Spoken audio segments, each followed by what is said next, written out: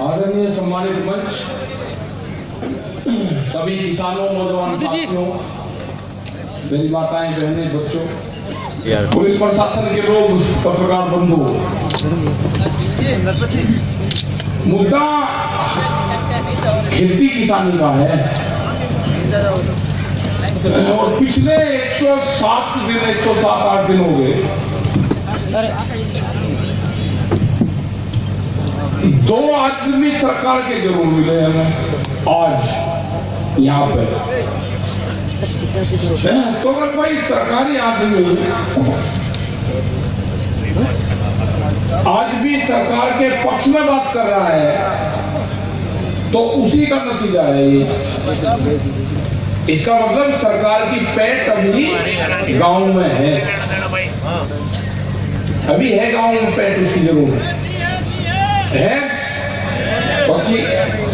देख लिया, आज देख लिया तो उड़ा दे। वे क्वेश्चन कर रहे थे, कह लगे हमारी जमीन कैसे जाएगी, मक्का जमीन ऐसे जाएगी कि आप तो इस जमीन को देख रहे हैं कि इस जमीन में खेत नहीं होता, इसमें फसल नहीं होती। वे जमीन के नीचे 400 फीट तक देख रहे कि लाइम स्टोन है, इसमें ऐसे जाएगी जमीन। अरे भाई वे आपको कीमतें देंगे, वे ठेके में आपकी जमीन मिलेगी।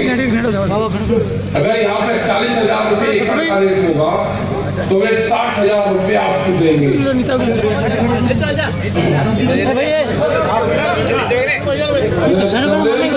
एक आप देखो तो किसी को छोड़ दो, ये तो कहेगा भी देख रहे।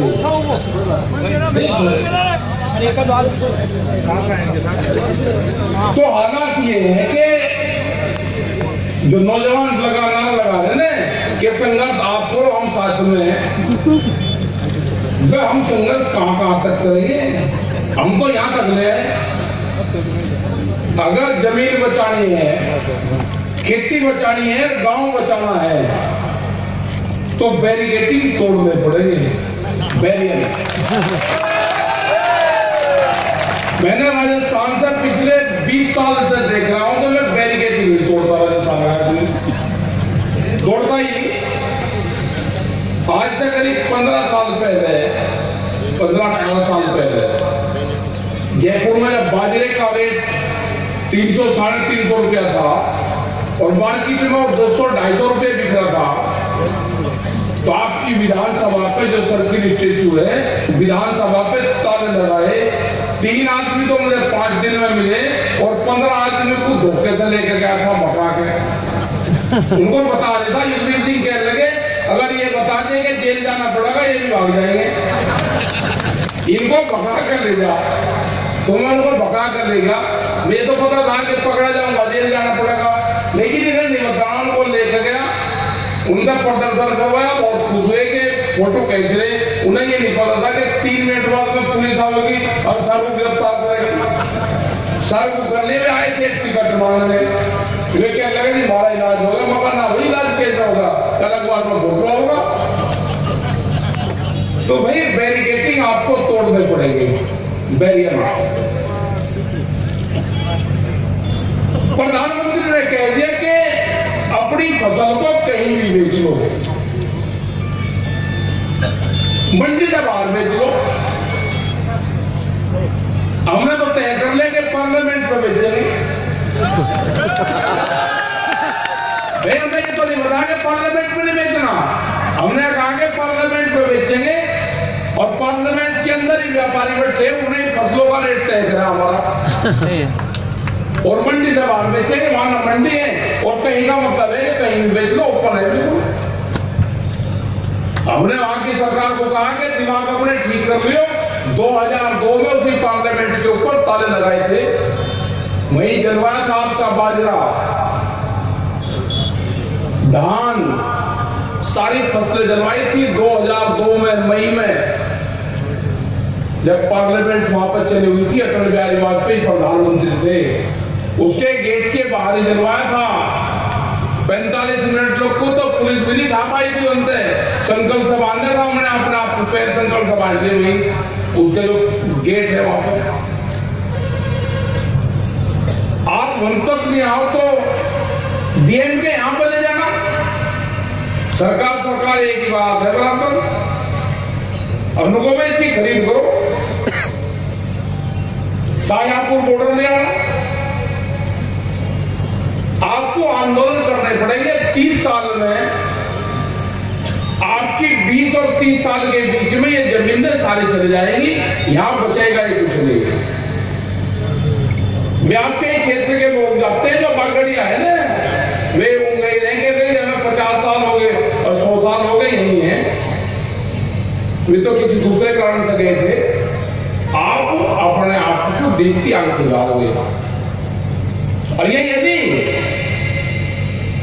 पूरे देश के किसानों का हाल होगा, ये देश में सरकारें थोड़ा है, ये तो लुटेरे आगे देश में।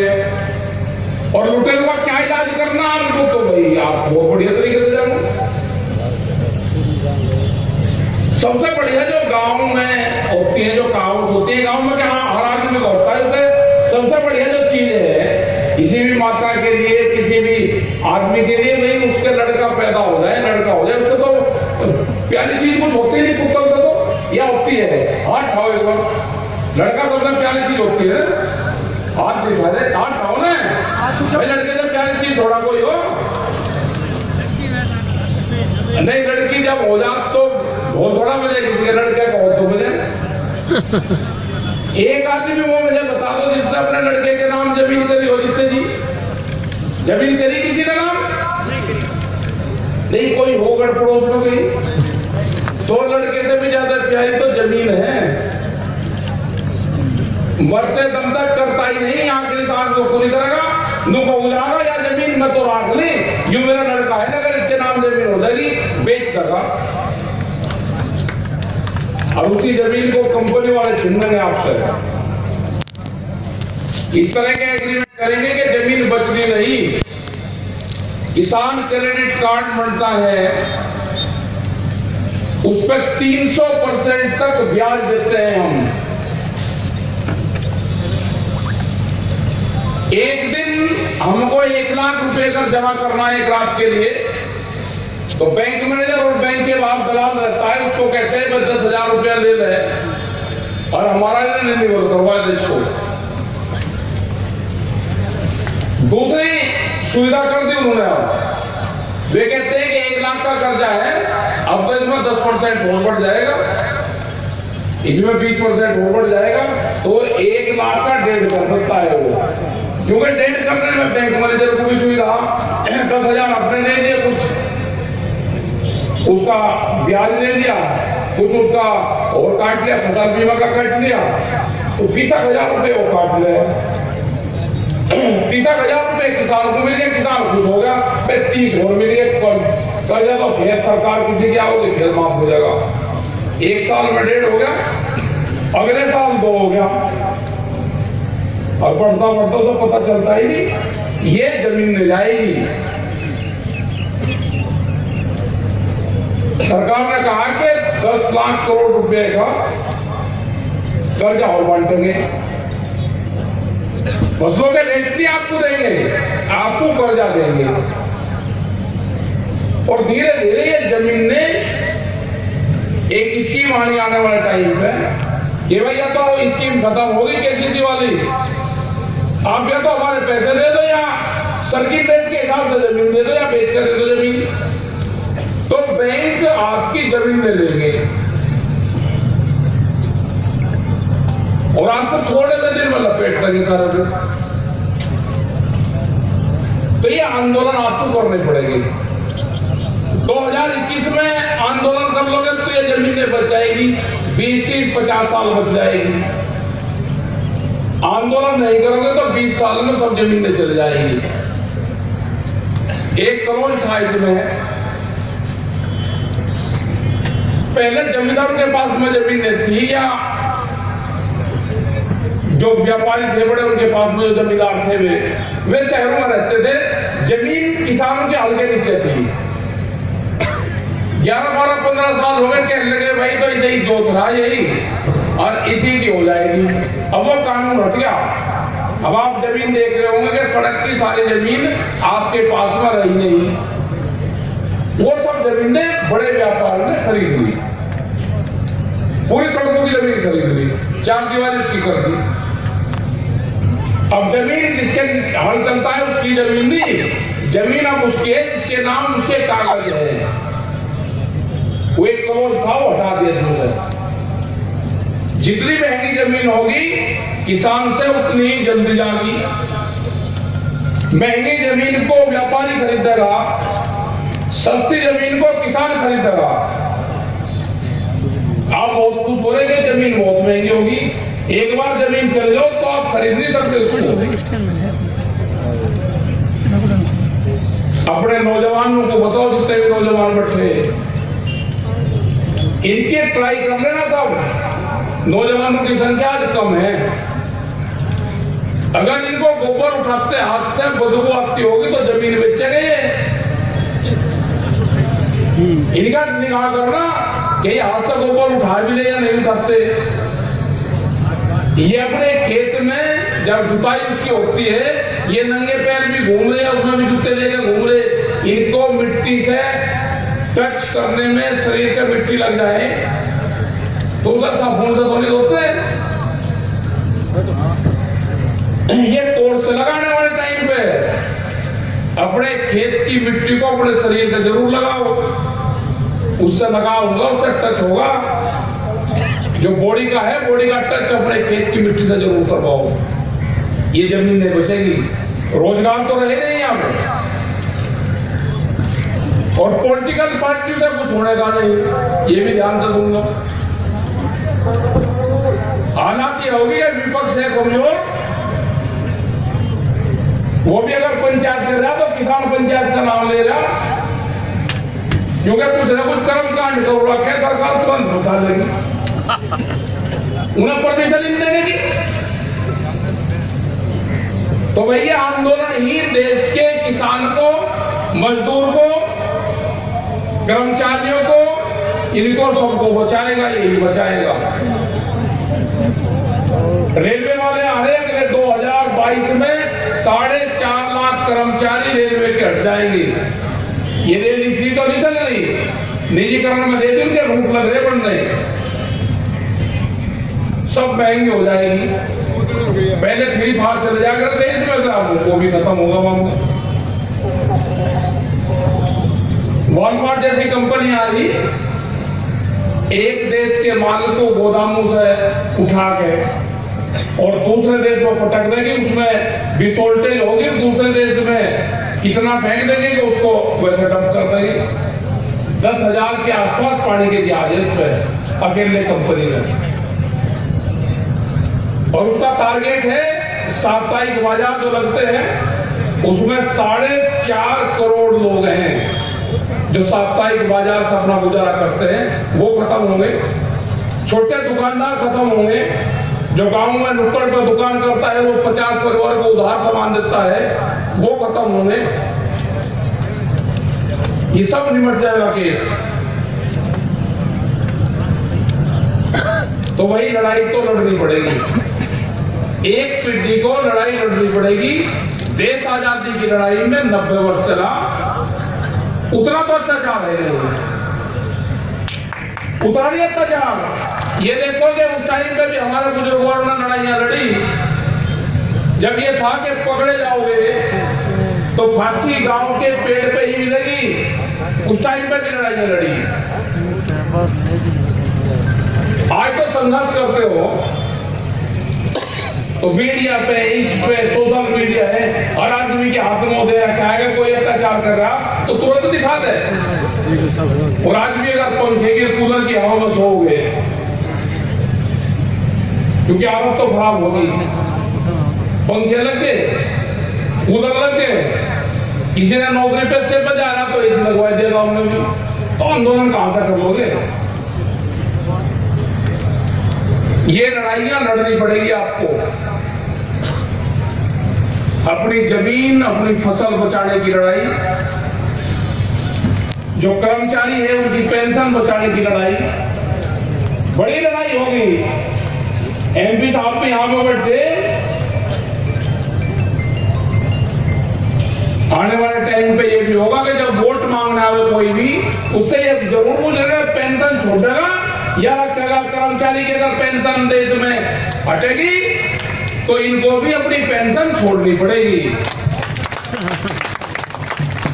एक पेंशन, दो तीन तीन चार चार पेंशन अगर हाथ में तराजू दे दी तो ऐसा थोड़ा कि अपने ट्रक को देखती है नापेगा भाई कहां पे हम बढ़ रहे। एक ही रोड़ा रुका करता वहां पर बैठ के कहला जी पेंशन करनी, कहने का बढ़ा दो और बत्ते बढ़ाने, हाँ बढ़ा दे। कर्मचारी को कौन करेगा? ये पुलिस के जवान जितने बैठे, इनके क्वार्टर अगर आप जाकर देखोगे जो पुलिस लाइन में बड़े हुए हैं, ये अपने माँ बाप को नहीं ले जा सकते वहां पे। अगर लेकर जाएंगे तो शर्म लगती है, क्योंकि गांव में तो रहते हैं बड़े वाले उसमें, और वहां पर रहते हैं एक कमरे में, तो इनके बाप के माँ जाते ही कहते हैं कहीं में रह रहा है, यहाँ पे कुछ छोड़ कर अपना चल जाओ। तो लेकर नहीं जाता कोई भी, रिश्तेदार को नहीं ले जा सकता, जाकर देख लियो। भारत सरकार को सब जगह कहा हमने कि 2 कमरों का बड़ा तो मकान दे दो इनको, आप इनसे टूटी राजस्थान के किसी भी बॉर्डर पर ले लो, अपने बालकों को तो पढ़ा रही है। दिल्ली में इनकी वर्दी कुछ होगी 15,000 रुपए मिलता है, यहाँ पर 2,500 3,000 रुपए है। भाई सैलरी टीचर के बराबर तो इनकी भी तनख्वाह कर दो। ये बोलते नहीं फोर्स के लोग, तो इनकी आवाज कौन उठाओगा?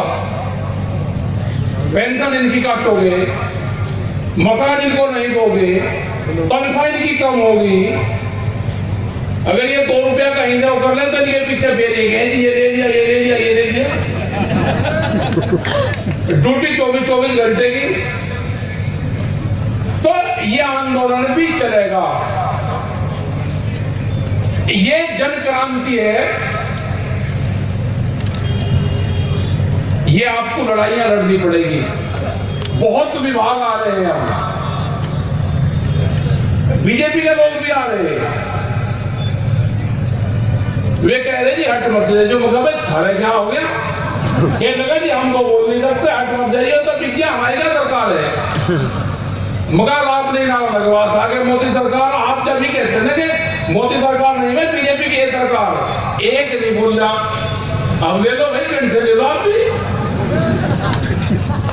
कह रहे जी हम मर गए, अगर कोई बोल रहे तो चुप कर दे, बिल्कुल सबके कागज बनवा रखे। उन्हें बता दी प्रधान वो राष्ट्रपति बन जाता है अडवाणी जी, वो अयोध्या का कोई केस लगा दिया और तो राष्ट्रपति दूसरा बन गया, वो फिर खत्म कर दिया। तो भाई सारे बांध रखे, ये है लुटेरे। अगर किसी पार्टी की सरकार होती तो बातचीत हो जाती। जब कांग्रेस की सरकार थी तो 3 बार मिले प्रधानमंत्री, 3-4 बार मिले, साल भर में मुलाकात हो जाती थी कई बार। भूमि अधिग्रहण का इशू गया, यह जब 2007 में गेहूं बाहर से खरीद हो रही थी तो टिकैत साहब और युद्धवीर सिंह और अजमेर सिंह लाखोवाल उन्हें बुलवाए प्रधानमंत्री जी ने, कहा देश में गेहूं की कमी है, कैसे बढ़ेगा पैदावार। 1 घंटे की मुलाकात हुई, 14 साल हो गए, 1 किलो का अनाज भी बाहर से नहीं आया। ये तो पूछते ही नहीं किसी से। तो ये सरकारें नहीं है, अब तो कंपनी काम कर रही, और भाई कंपनी से तो लड़ाई लड़े बिना पंडा नहीं छोड़ने का, इनको भगाना पड़ेगा। पहले गांव में आकर थे घोड़े वाले थे, पैंट पहने थे, उनका भी प्रमोशन हो गया, उनको कमवा दिया इसने पैसे। पहले वो रोटी कहीं खा कर थे, प्रचार कर रहे थे गांव में, उन्हें पैसे घुमा दिए, वे भी उनसे हट गए, वे भी पैसे पर लगा दिए सारे के सारे। उन्हें जरूर देखना पड़ेगा, वे गांव में वे कहीं आटा मांगते पाओगे, कहीं 1 मुट्ठी गेहूं मांगते पाओगे, कोई 2 रुपये मांगते पाओगे।